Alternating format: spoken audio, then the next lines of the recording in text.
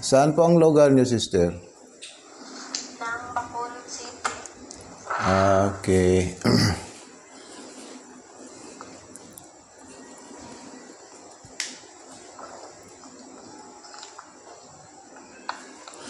Bismillah, alhamdulillahi rabbil alamin. Wassalatu wassalamu ala rasulihil amin. Amma ba'd. Una sa lahat ay idalangin po natin, sister, sa Panginoon.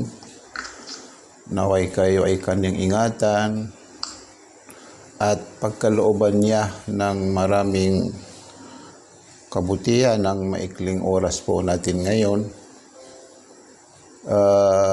Sister, ang usapan po natin ngayon ay tungkol po sa ano po ang dapat maunawaan ng isang tao na sobrang napakahalagang bagay, at yun din ang dapat niyang pagsumikapan na maipagkaloob niya sa kaniyang sarili.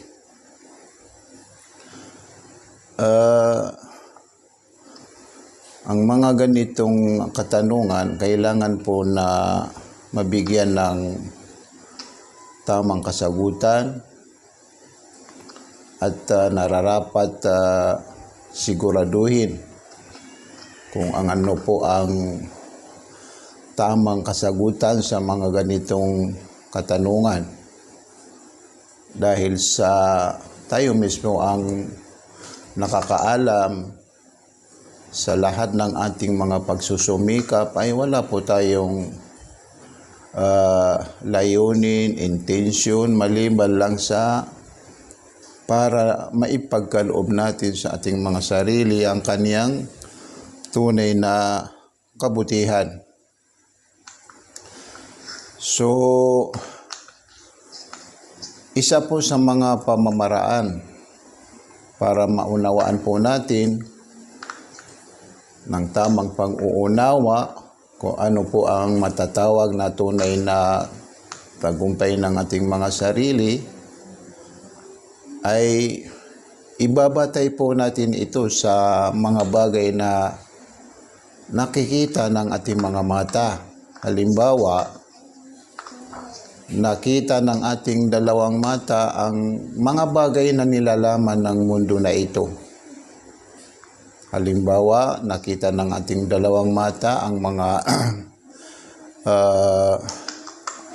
ang araw, ang buwan, ang mga bituin. Naramdaman ng ating mga sarili ang hangin.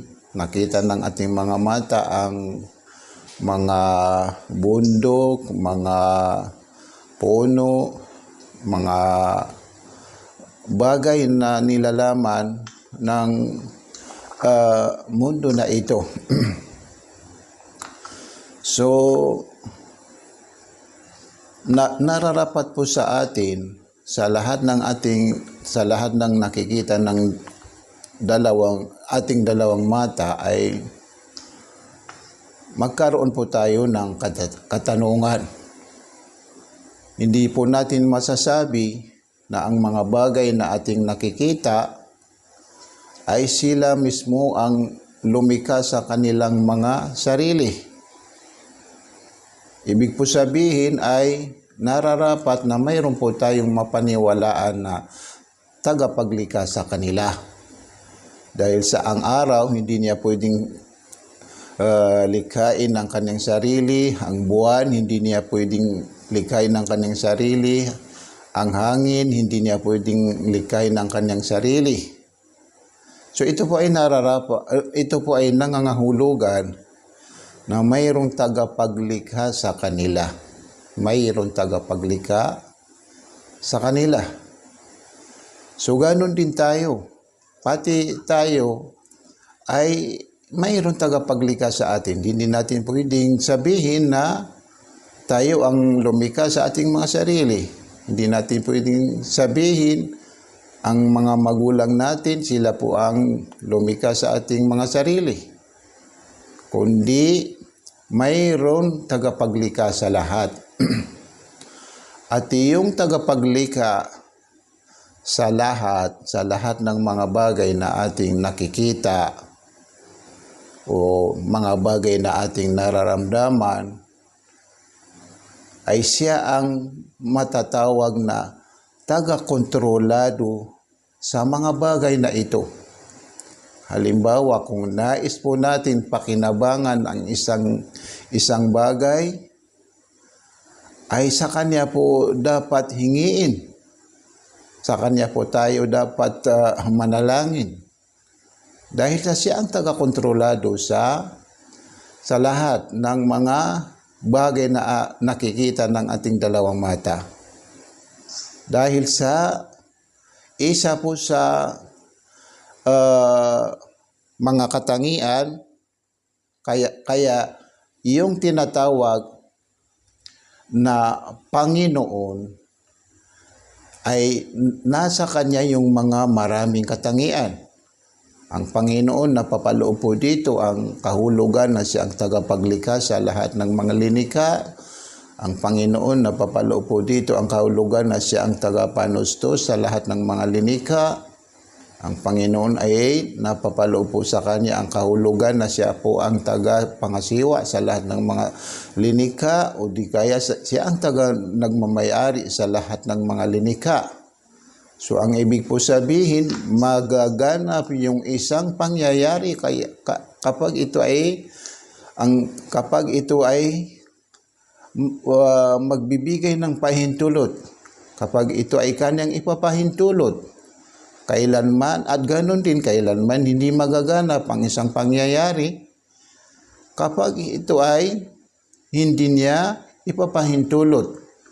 Mababawian ng buhay ang isang linikha kapag ito ay Kanyang ipapahintulot, at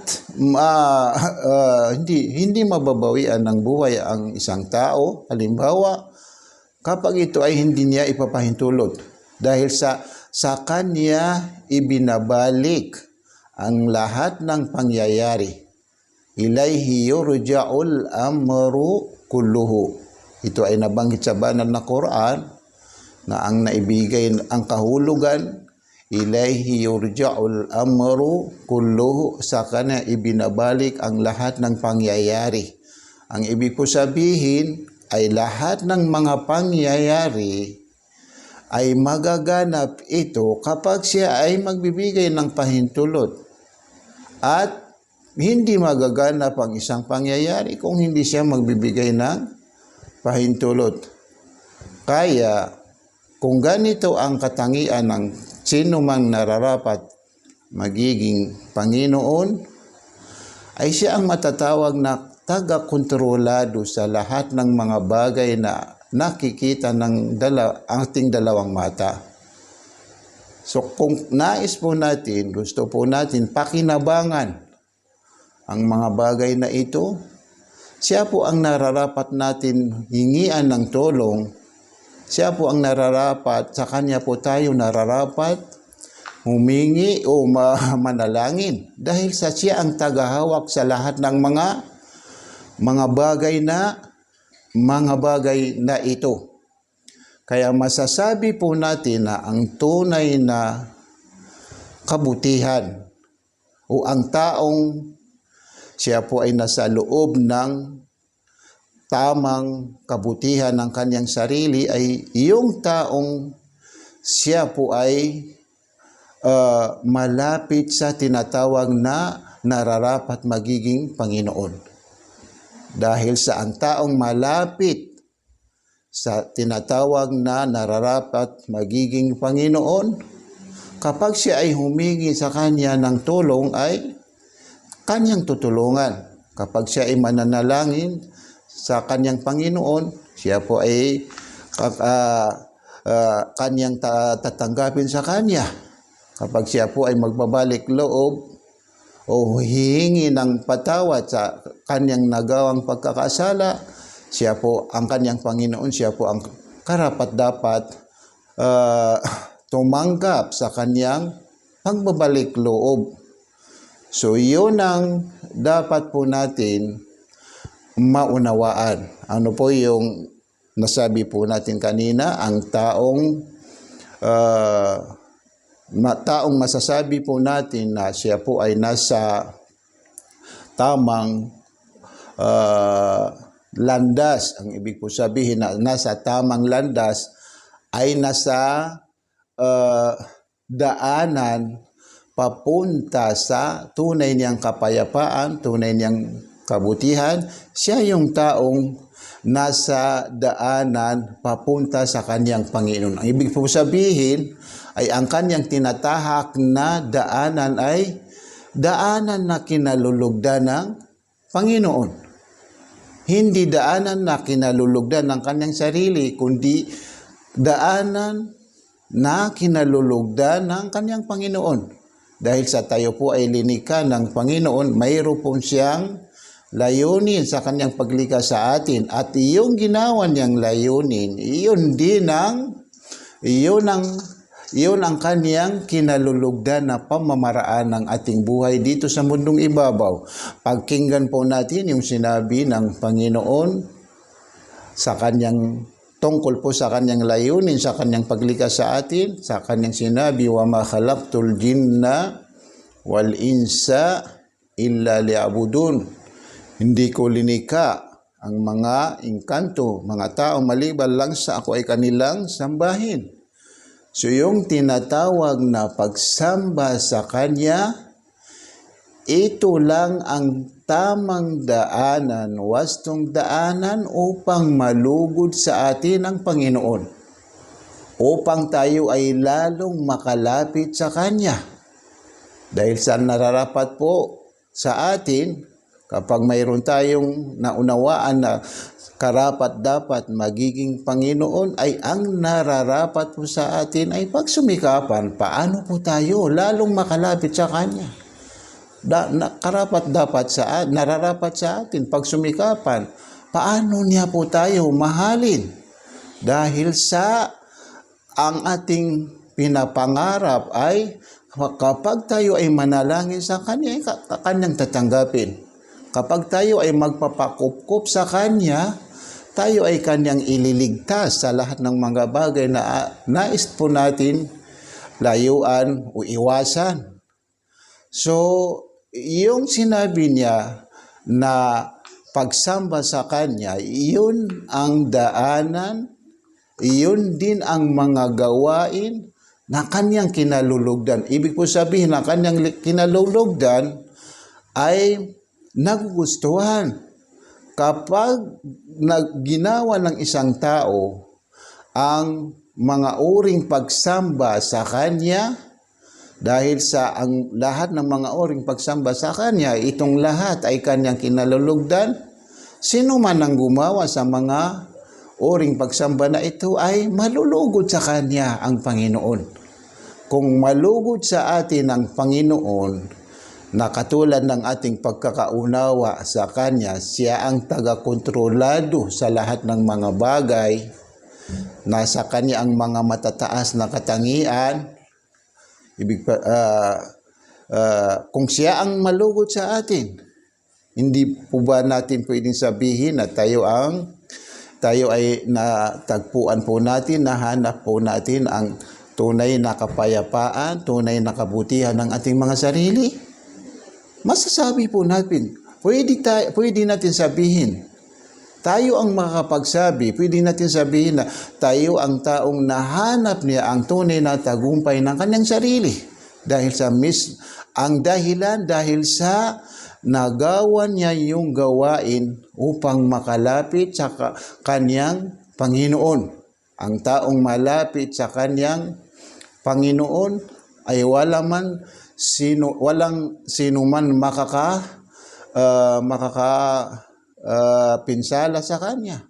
At sino man ang malayo sa Kanyang Panginoon, ay siya ay doon malapit sa kapahamakan. Kaya yun ang dapat po natin unawaan. So ang ibig po sabihin, sa Kanyang sinabi na hindi ko linikha ang mga engkanto, mga tao maliban lang sa ako ay kanilang sambahin, paniwalaan po natin na ito ang tunay na landas, wastong pamamaraan para po natin maipagkaloob, maibigay sa ating mga sarili ang kanyang tunay na tagumpay, tunay na kabutihan. At pangalawa, isa po sa nararapat natin maunawaan ang mga uring pagsamba. Ang pagsamba sa Kanya ay napakaraming klase, hindi lang isang klase kundi napakarami. May mga uring pagsamba sa Kanya, ito po ay magaganap sa pamamagitan ng ating mga gawa. May mga uring pagsamba sa Kanya, ito ay magaganap sa pamamagitan ng ating pananalita. May mga uring pagsamba sa Kanya, ito ay magaganap sa pamamagitan ng ating pag-uugali.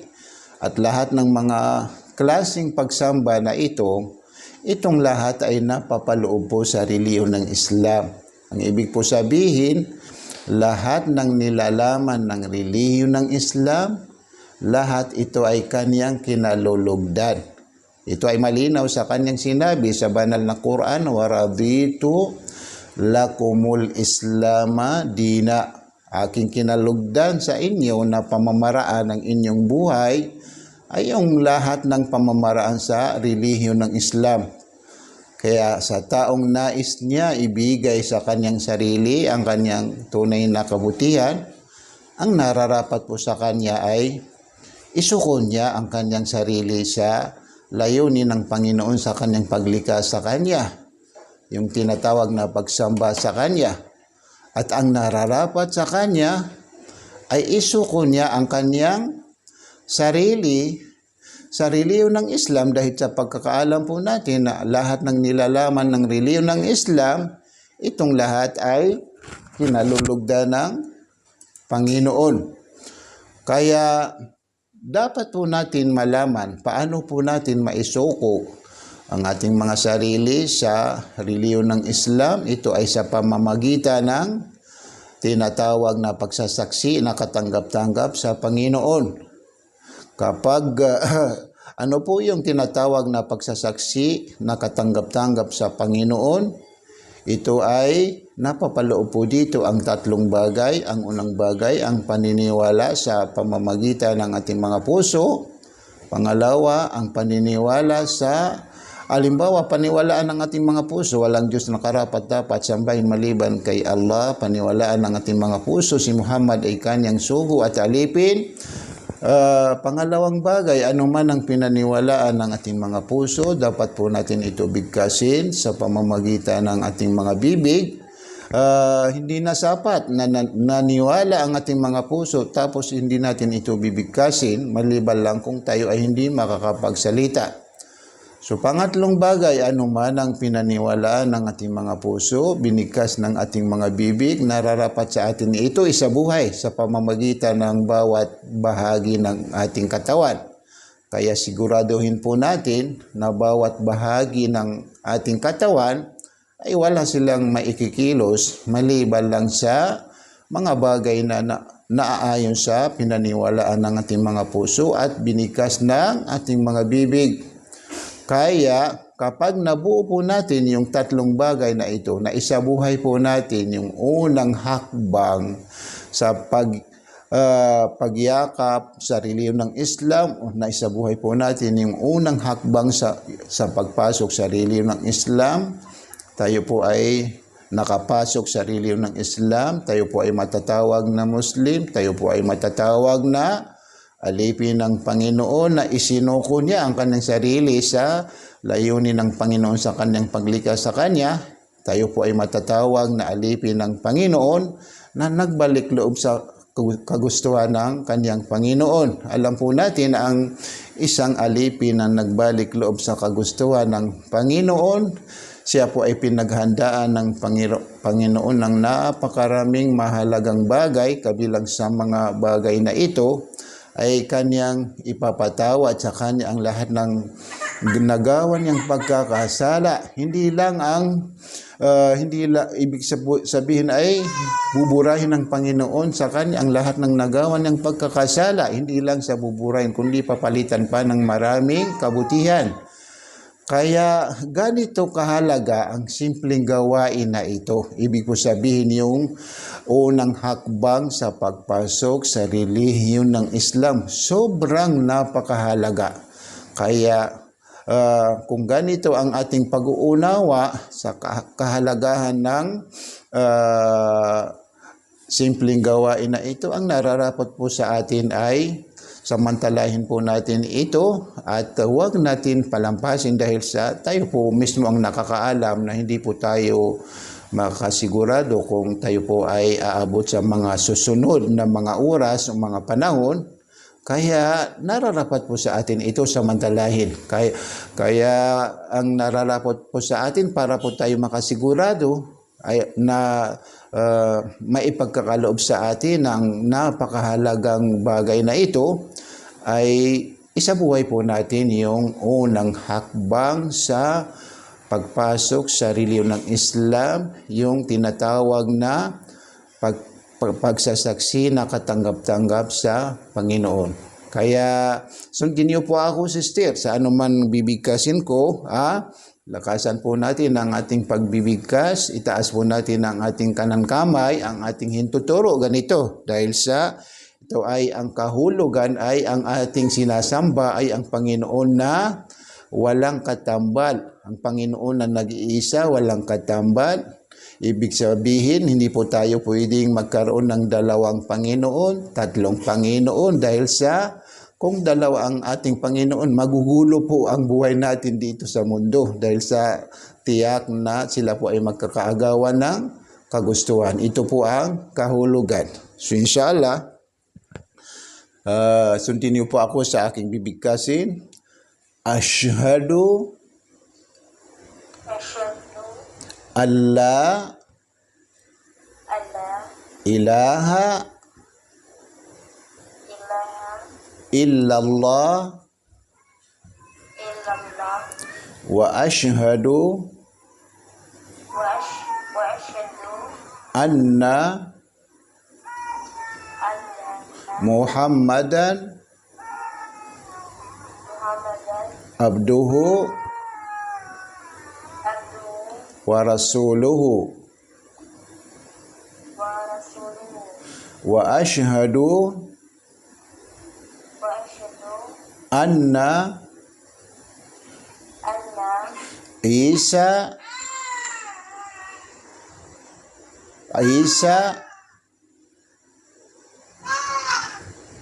wa ashhadu anna Isa abduhu wa rasuluhu. Ako ay sumasaksi na walang Diyos na karapat-dapat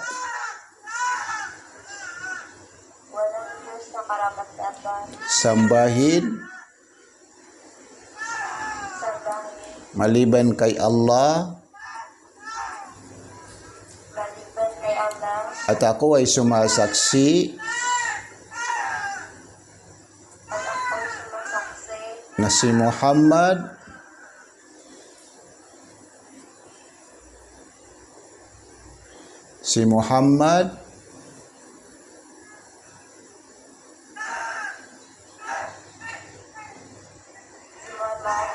ay kanyang sugo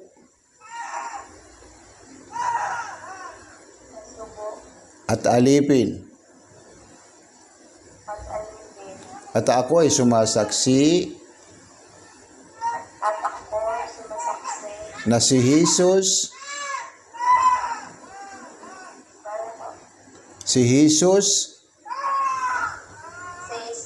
ay kanyang sugo